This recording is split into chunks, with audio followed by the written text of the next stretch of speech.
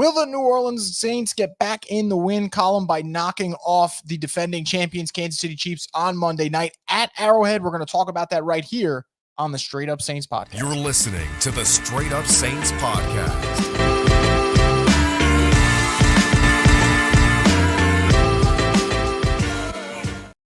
What is up, Who Dat Nation? Welcome back inside another edition of the Straight Up Saints podcast. I'm your host, Chris Rosvoglu, and as always, we're brought to you by Scott McNair. Injury lawyers have been injured in any kind of accident, car, truck, 18-wheeler, or hurt offshore. Scott McNair handles it all. You give him a call at 504-500-1111 for a free consultation. They'll always fight for the win. So the Saints are 2-2 heading into week 5 against the Chiefs. This is one of those games that you circled before the season for better or for worse, whether you thought the Saints are going to get their butts kicked or you thought that this is the opportunity for them to pull off an upset and kind of announce themselves to the rest of the NFL. And I think this game definitely had a little bit more hype to it, I'd say 2 weeks ago than it did now after you drop 2 in a row. But I still think this is an excellent opportunity for the Saints to go out there. And we'll talk about it in a little bit, why I do believe this is a matchup where if you think it's going to be a blowout, I got bad news for you. I do not see the Saints getting blown out.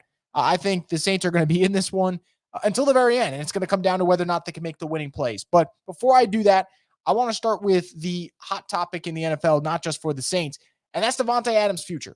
And Davante Adams has made it pretty clear that he's disgruntled in Vegas. He's already requested a trade. And there's been a couple of people speculating as to where he's going to be. Now, Jets and Saints were mentioned as preferred landing spots due to his history with Rodgers and Derek Carr. But those aren't the only two teams that are going to be in the mix. There's others that are going to, definitely inquire about the All-Pro. So that leads me, though, to bring up this theory and hypothetical about what the Saints offense can be if they add Davante Adams. And that brings us to our tweet of the week, which is presented by Standard Mortgage, your local lender for life. To get in touch with a home loan expert today, give them a call at 504-569-3902. Earlier this week, I said Davante Adams and Chris Olave would be a wild wide receiver duo. Again, I don't know if it will happen, but on paper, that is a sick duo. Now, it's not even just a duo at this point. You could also say it could be a trio for the Saints with the way Rashid Shaheed's played this year. He's really taken the top off defenses, but you're going to look at Olave and Adams as the two guys that if this trade were to go down, would really open up the offense. And I think at that point, if you're Clint Kubiak, you'd have to take the training wheels off completely. I talked about this last week. I think the passing game is a little elementary when it comes to how much they're willing to take risks in that department. They're prioritizing the run. That's great. That's excellent when you're running the football well. But the Saints passing attack hasn't exactly been dynamic. You add Davante Adams hypothetically to the mix, you got to start airing this ball out. Now, the great thing about it is it worked both ways. Not only would the Saints be able to air the ball out knowing that they have a top 10 receiver arguably on both sides of the field, I think if you're the defense, you got to start worrying about that secondary. You got to drop the safeties back a little bit. That can really open up big-time plays in the run game as well. So it can have a little bit of a dual impact for New Orleans. But overall, yeah, like I said, and I mentioned it before, when you look at this idea of Olave and Adams, I go nuts thinking about it because if we look at what Chris has done so far, Olave's been tremendous. And now the numbers might not scream top 5 wide receiver, but anyone watching Saints games right now will see this man's always open. That's why I keep saying he's 7-11. And as for Davante's played well regardless of who his quarterback is. Doesn't matter if it's Gardner Minshew, Aiden O'Connell, Jimmy Garoppolo, Aaron Rodgers, Derek Carr. Like, he's played well. And because he has that history with Carr, you feel like they'd get on the same page fairly quickly. So I love the idea of adding Davante Adams. Now, I know it's complicated, right? Salary cap implications. Are you willing to give up draft picks? All those factor into it. And I can make an argument for both. I would say the argument for trading for him is, A, you put yourself in that kind of upper echelon teams for the NFC, at least trying to compete. You send a really good message to the fan base that, like, hey, we believe that we can contend this year.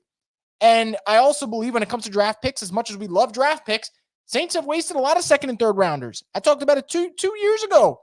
You got Kendrick Miller and, excuse me for a sec, I'm losing my thought because he never plays. Isaiah Foskey. That's a second and third round pick. They haven't really done anything for you. Now, they could end up becoming players, but they haven't done anything yet. Davante Adams, every Sunday is going to make a big-time play. On the flip side, if the Saints don't feel like they're ready, you don't make this move because this is a move where you would be getting rid of assets that you don't want to get rid of. You would be acquiring a contract that's pretty hefty in terms of if you get Davante, you're going to have to give him a different deal. I don't think you acquire Davante as a rental if you're the Saints. You acquire him saying, hey, next 2-3 years, Olave and Davante Adams, try to stop that if you're opposing defenses. That's why you would get him.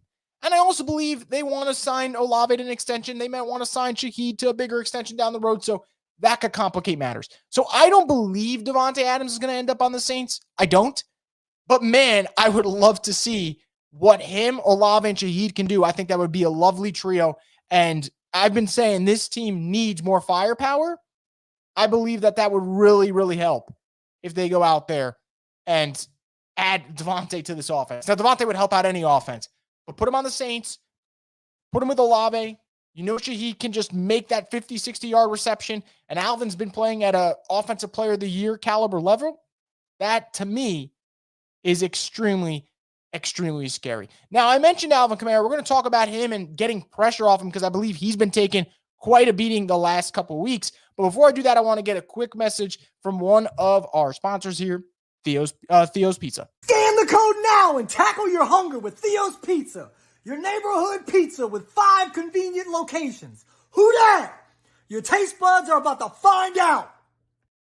So Theo's Pizza, once again, thank you for being part of the program. Mike is the best, I swear. So let's get into Alvin Kamara because, man, as great as he's been, we're not going to get to see a whole lot of Alvin Kamara this year if the Saints keep using him the way they're currently using him. And before people say, whoa, slow your rolls, why are you saying that? Last 2 weeks, 55 touches. In the last 2 weeks, Alvin's got 55 touches. And I've always said with Alvin, and I always say it's going to come across corny, but I don't care. He's like Charmin's toilet paper. Sometimes less is more with him. And I think for Alvin, if you give him 20 touches and it's 15 in the run, 5 receptions, that is way more effective than running him 26 times like the Saints did against the Eagles. And I know part of it for the Saints is lack of options. That's why they're using Alvin as much as they are right now. Kendra Miller isn't healthy. Well, although he practiced this week, so maybe we get him back, and I'll talk about him in a minute. Taysom Hill, fractured ribs. You can't rely on him right now health-wise. And then Jamal Williams, man, is not effective. So out of necessity, they got to use Alvin a lot, and I get that. But if the Saints want Alvin for the rest of this season and they want him for the long haul, man, they got to figure something out in that backfield because using him as much as they do is not healthy, literally, for this team and for Alvin's actual health. 55 touches in a 2-game span. If we start doing this consistently, if you're the Saints, you got to start worrying about his health. And then it brings up the question, are you going to kind of just like run him into the ground this year and then you don't sign him to an extension, which is possible, and that would be a business move by the Saints. And I'm not going to say whether it's right or wrong. It's not mine to say, but you know, that's what the vibe starts to feel like if they don't get it worked out. Good news for the Saints, though, Alvin solely for the most part. If Kendra is the player we saw last year in spurts, really Patriots and Falcons games, so not much. But if he's close to that player, the Saints offense will take that next step. The run game will look much more dynamic than it already does, and Alvin won't get run into the ground. So I would love to see that happen. As currently constructed, though, it genuinely feels like the Saints are going to give Alvin 25 touches a game, and then after this year, he's just going to be gone because they're going to feel like they kind of wore off those tires. And it happens quick in this league. Niners used Christian McCaffrey so much last year, and he was excellent. Won Offensive Player of the Year. CMC was an MVP candidate. And poor CMC hasn't played yet this year. Like, that takes a toll on you. And I don't want that. I want to see Alvin play for a long time for the Saints, and I get that. But just watching it right now, that's what it feels like. So if the Saints are serious about keeping Alvin for the long haul and keeping him healthy for this season, and forget about the other seasons, just focusing on this one, you need Kendra Miller to come in, and he's got to make an impact for this team. And if he doesn't, there's going to be some problems. There's absolutely going to be some problems for this run game because at some point, Alvin's just going to be too broken down. And he's already getting hurt this year, and he's playing through it, and he's been fantastic despite dealing with injury. But I just don't think it's sustainable. It's just simple numbers at this point. So let's get into the Chiefs game for this upcoming Monday.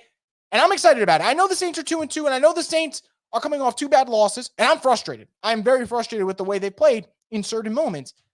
I look at this game, and people are going to see Saints, Chiefs, and they're going to go, Chiefs, give them the win. And the Chiefs might win Monday. The Chiefs might win Monday. If a gun was to my head, and thankfully it's not at the moment, I would say, yeah, I'll probably pick the Chiefs to win. But man, I'm telling you from now, this game is coming down to the final drive. And either the Saints are going to need to score for the win, or that defense is going to have to make the stop that they haven't been able to make the last 2 weeks. I start to think it's the latter.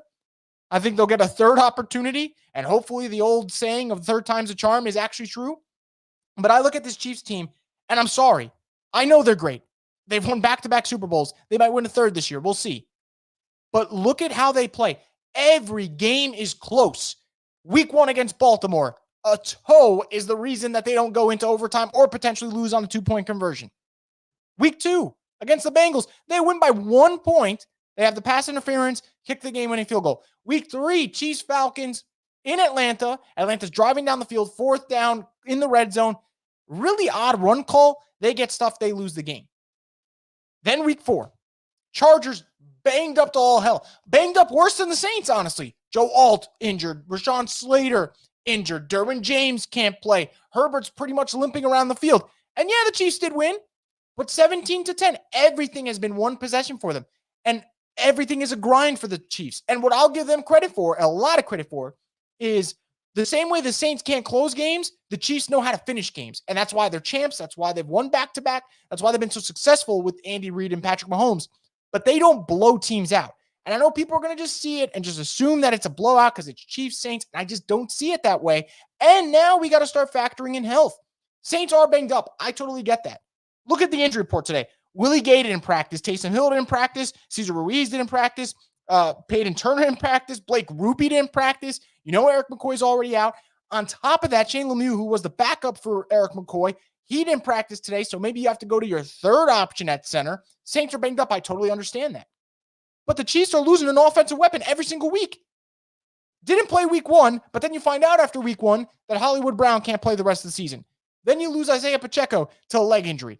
And then week 4, you lose Rashee Rice to a knee injury. No one knows yet if it's season ending or not. There's been some speculation, but he's just got put on injured reserve. He's not playing Monday, and Rashee has played at a top 10 level this season prior to that injury. Granted, the sample size was small, but he was playing at a top 10 level.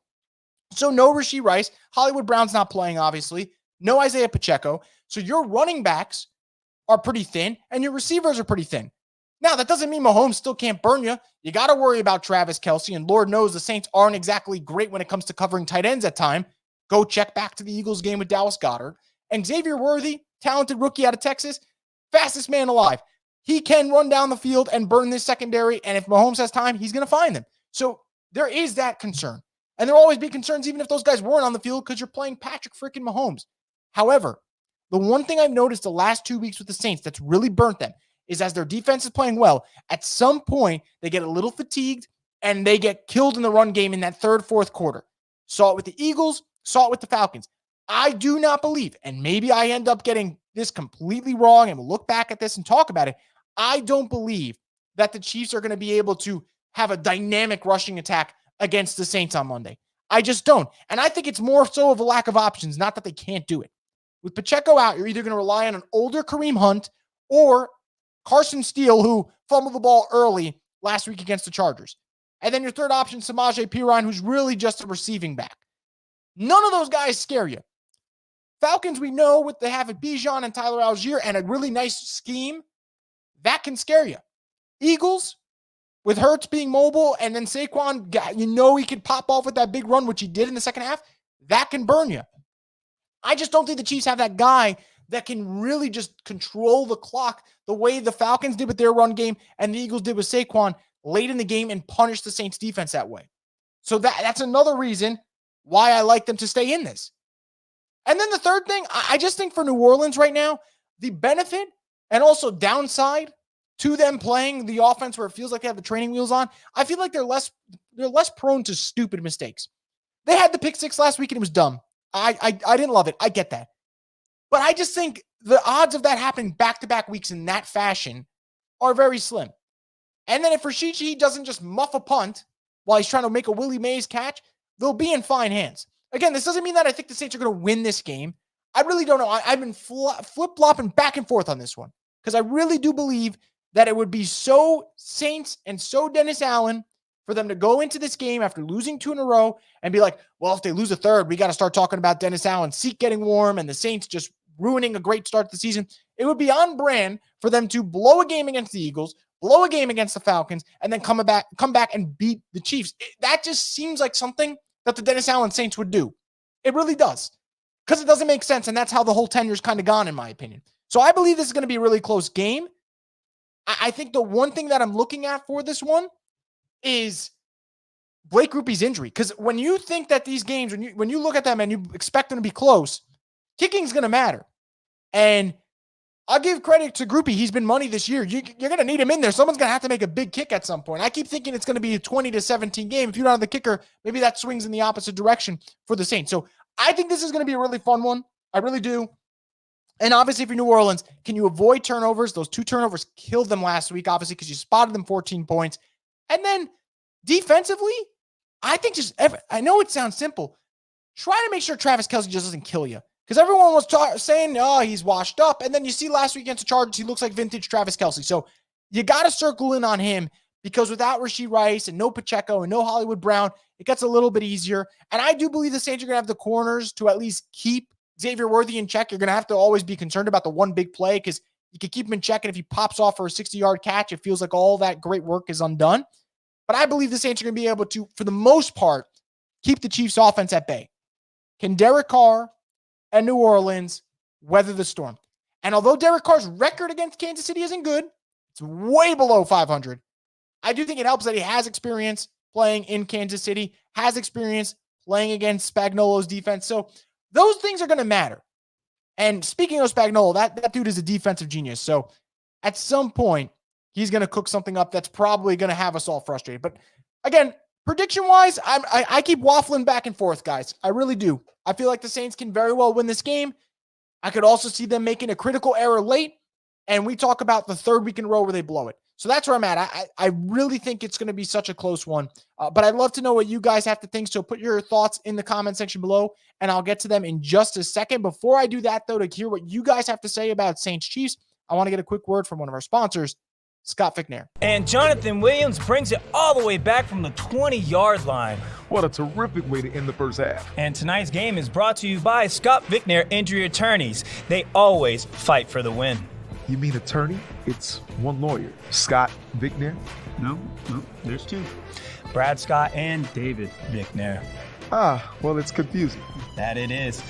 They could have picked a better name. Scott Fickner, Injury Attorneys, we fight for the win. Once again, thank you to Scott Fickner for being part of the program. We greatly appreciate it. Let's get into our fan Q&A presented by Sunshine, your hometown John Deere. Nothing runs like a deer. Got a super chat here from Michael. Says, do you think the Saints are an undisciplined team?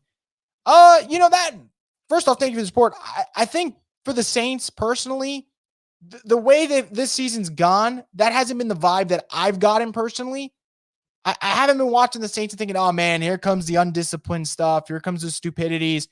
Like even last week, 6 penalties for 60 yards isn't great. The Falcons were the more penalized team in that one. Go back to the Eagles game. For the Saints in that one, 3 penalties, 25 yards. So I don't view them as undisciplined. What I would say for the Saints, though, is the inability to have that closer mentality is what's costing them. And I don't think that's an undisciplined thing as much of just I just think they're not having that. You got to earn the right to become a closer. And I think the Saints, once they get over that hump and you're able to do it 1 time, 2 times, you start to feel a little bit more comfortable in those situations. I think deep down that the Saints just aren't comfortable in those spots because they haven't proven they can do it. So that's where I'm at. I don't view this team this year as undisciplined. Dennis Allen teams have been undisciplined in the past. Penalties have been an issue. And we're only 4 games into the season, so it could become an issue. But that's not my biggest gripe with the Saints. I don't think they're an undisciplined team. I just think they're a team that is not closing the deal right now. Rachel says 2-0 to 2-2 sucks. It certainly does. To Jerry's point, though, and I do love Jerry's optimism. I see his optimism from time to time. Better than 0-4. It definitely is.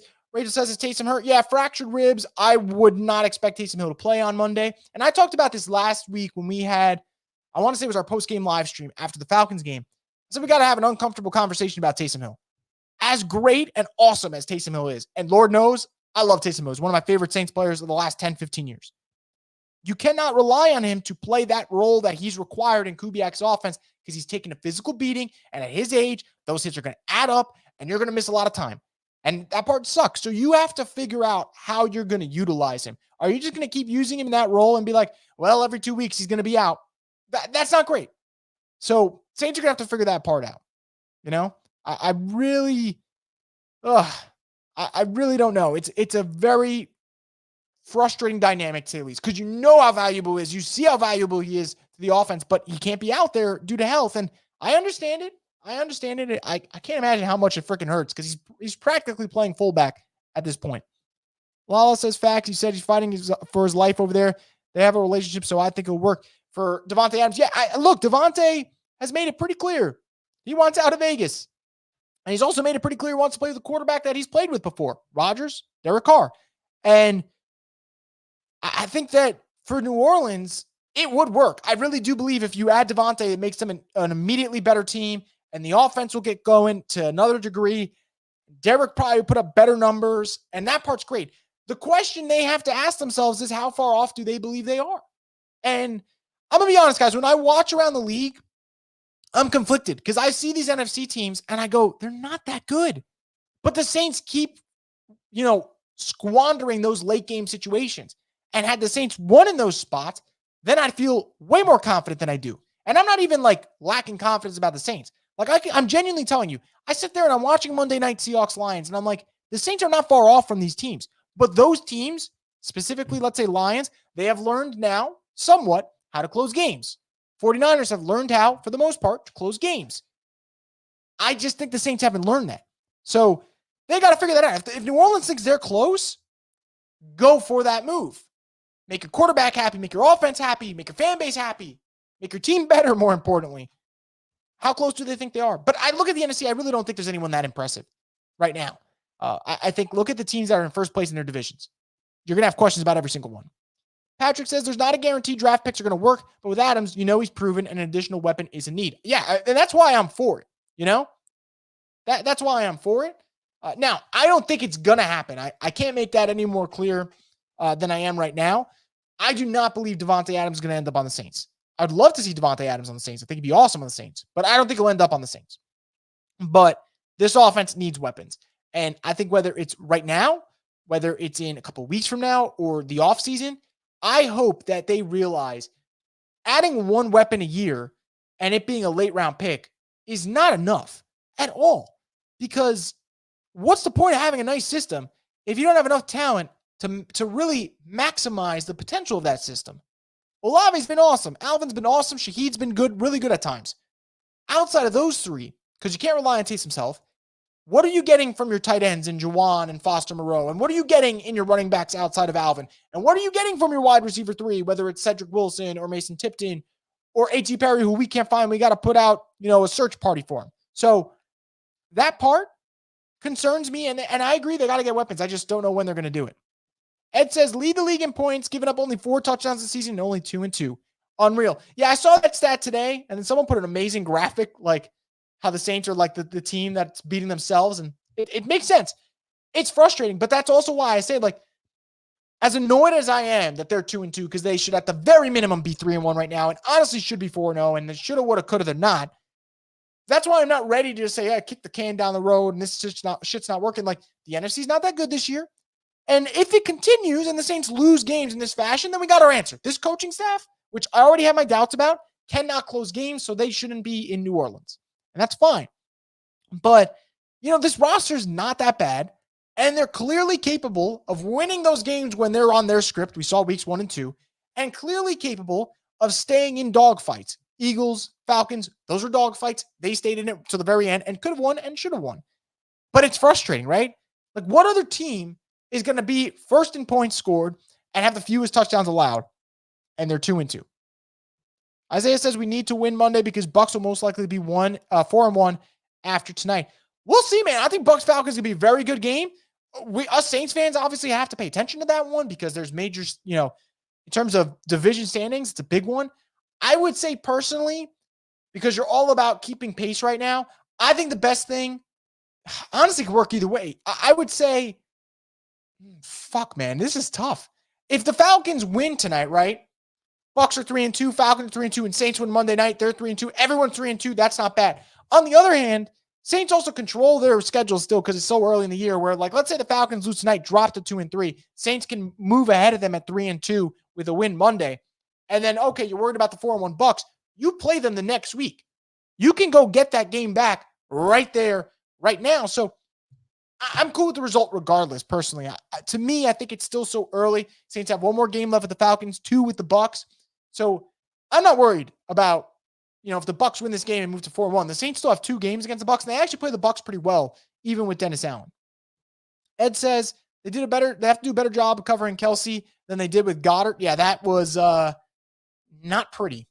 That was a nuts game. I could not believe Goddard put up the numbers that he did, and the Saints just kept letting him beat them despite not having other weapons. It was pretty frustrating.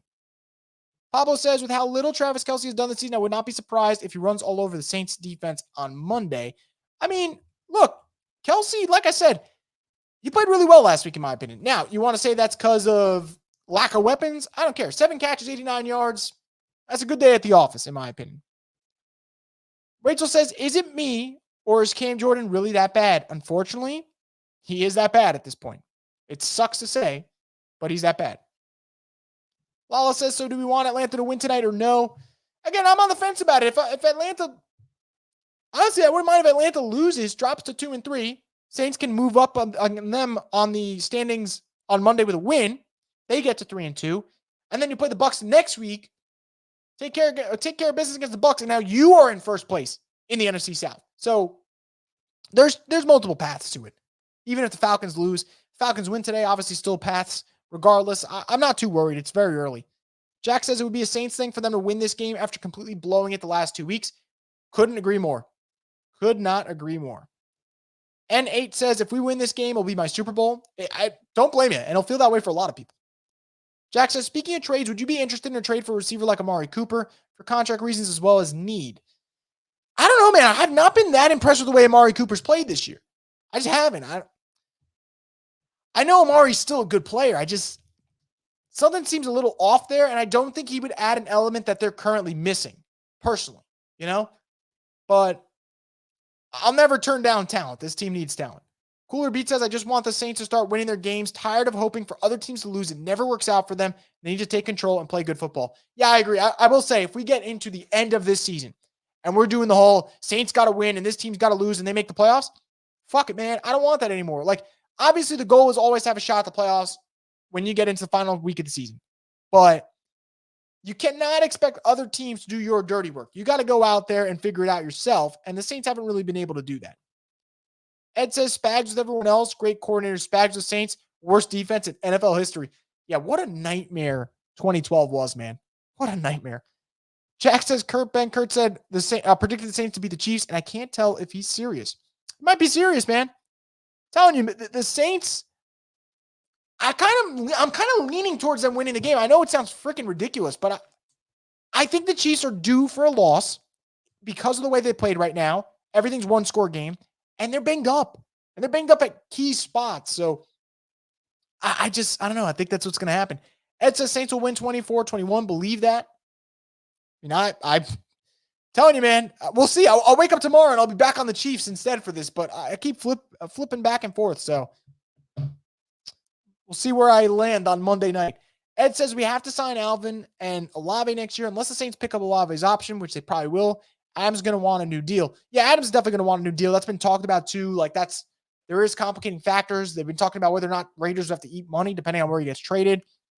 That contract's going to get altered regardless of where he goes. So that's another complicating factor into all this. Michael says Saints are terrible at drafting. Last couple of years haven't been great. That's for damn sure. For damn sure.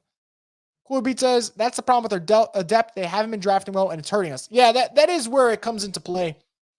Just haven't had that loaded draft class, and you hope maybe this is the year.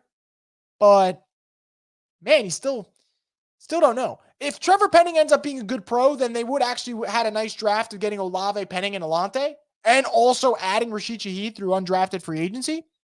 But 2023 draft right now is looking like a whiff. Brzez's been great, but, like, Kendry's been disappointing. Foskey's been disappointing. Saldivary's been disappointing. Hayner, whatever, like that's a backup quarterback, so fine, but just not a lot of pop there. Ed says, I thought Mims would be more of a factor in the backfield. What happened to him? Yeah, I wonder if that's just a case of the Saints feeling like, hey, he played well in the preseason, and then once you take that next step and you play the first string, they just don't believe he'll be that guy. I'm kind of surprised he hasn't been given any shot because, Jamal Williams isn't doing anything. But, man, I am a little surprised he hasn't been getting an opportunity. I'm not surprised that he's not considered like an option in terms of, we believe he could be an impact player and make a big difference on offense. But I'm just surprised they haven't given him a shot because Jamal's been so lethargic when it comes to him just giving you any type of production. Just his running style in general. It's not fun to watch. Michael says, Adebo, boo. Which then Nappy responds, stop the Adebo hate. He's a solid corner. Refs are inconsistent. If we didn't spot the Falcons 14, we win. Yeah, look, this is where I'm at with Adebo, right? He has a couple games a year where he is really bad. And handsy, and penalties are through the roof. Last Sunday was one of those games. And he'll probably respond pretty well. Probably respond really well this upcoming weekend. Well, Monday night. But that's just where you got to live with the Debo. And that's why when it comes to his contract, you're going to have to figure out what the number is. And the one thing I do agree with the Saints that they do, and I know fans don't love it, but I actually do like it. They set a mark. If it's over that mark, they don't go higher. And they stop there. Monkey Jr. says they need to stop letting second-tier guys go off. They do a good job of limiting the starters, but guys like Ray McLeod, Mooney, and Algier went off. Yeah, Mooney had a big-time day, and Algier was killing it as that game progressed. So I do agree with you. They got to, but that's always kind of been with the Saints, right? There's like one guy that goes off and it's head scratching, but I feel like that's for so many teams, guys. I really do. I just feel like that's the case for a lot of teams. Will says, who do we want to win, Bucks or Saints? I said it before, I kind of wouldn't mind if the Falcons drop this game because the Saints can go out there, win Monday night, and then beat the Bucks the next week, and they'll be in first place in the division. Where if the Falcons win tonight, and then the Falcons win next week, the Saints can win the next two games, but technically the Falcons will be first place in the NFC South because they'll have 2-0 record in the division. They'll have the head-to-head over the Saints. So I actually kind of think if we're focused on the Saints, carrying out their own business, then I actually wouldn't mind if the Bucks win tonight. Yeah, in the moment they're 4-1, you're like, oh, here come the Bucks. But the Saints can beat them that following week, and all of a sudden, you're feeling a lot better. Jack says, Chiefs have played all their opponents close this year, regardless of the team. Yeah, they play up and down to their competition, for sure. Ed says, praying Kendrick Miller makes it through the rest of the season. I think they know they're probably not going to sign Alvin, which is why the usage is crazy. It could be. I think if his usage is still crazy and Kendrick's healthy and on the field, then I wholeheartedly agree with you. Right now, only reason I'm hesitating to fully commit to that is they don't really have an option right now. They don't trust Mims to play. Jamal is borderline useless. And I'm being generous by saying borderline. And Taysom Hill can't stay healthy. So by necessity and by lack of bodies, they need Alvin to do what he's doing right now. But if it continues when Kendrick's in, then yeah, I believe that's probably where they're heading. Well, we'll see. I really hope Kendrick comes in and gives this team a spark. I really do. For his sake, for their draft sakes, for the offensive running game, if Kendrick comes in and plays well, it will change a lot of things. And more importantly, Alvin won't have to take a goddamn beating every week. So we'll see what happens. But I'm definitely keeping my fingers crossed that he's able to make an impact later this season, and hopefully as soon as Monday night. That would be ideal for the Saints, and we'll see. Michael says, Taysom Hill has multiple fractured ribs. Carr needs to throw the ball. Yeah, he will. I think this is a perfect game for it, unless Kendrick's in and they feel good. Because then you're probably trying to run the rock early and set the tone. And if you can move Kansas City at the line of scrimmage, which isn't going to be easy, but let's say you can, then you'll be in pretty good shape. Now, the Chargers didn't move the ball through the run very well. Granted, missing their 2 offensive tackles.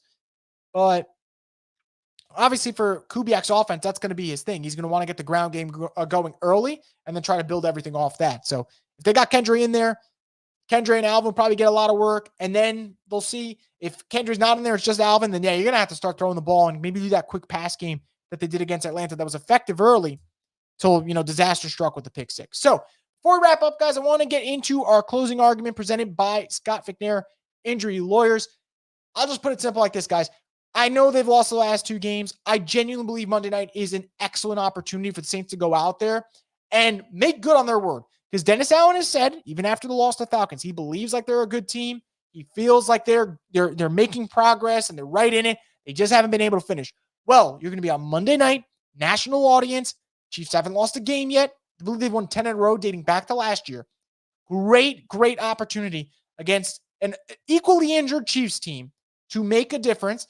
Go out there, get to 3-2, and build some confidence up. Build some confidence up going into a really, really important divisional game against the Buccaneers the following week. So we'll see if the Saints get it done. But I have a weird, odd confidence about this team that I shouldn't have after the way they've lost the last 2 games. But I believe they can get it done at Arrowhead Stadium. Now it's up to them to make those winning plays in the last 2 minutes of the game. And if they do that, you feel like you exercise some demons. And more importantly, you feel like you're right back on schedule to being a playoff team. So Saints have a great chance on Monday night. We'll see if they do it. Of course, when Monday night comes around, guys, we're going to have our halftime show powered by 4D and also our post-game live stream. So make sure you guys tune into that. I want to thank you guys for giving your comments, your thoughts, liking the video, subscribing to Boot Crew Media. I greatly appreciate all that. I hope you have a great rest of your Thursday night, an excellent weekend, and we'll be back on Monday on the Straight Up Saints podcast, the destination for the Who Dat Nation.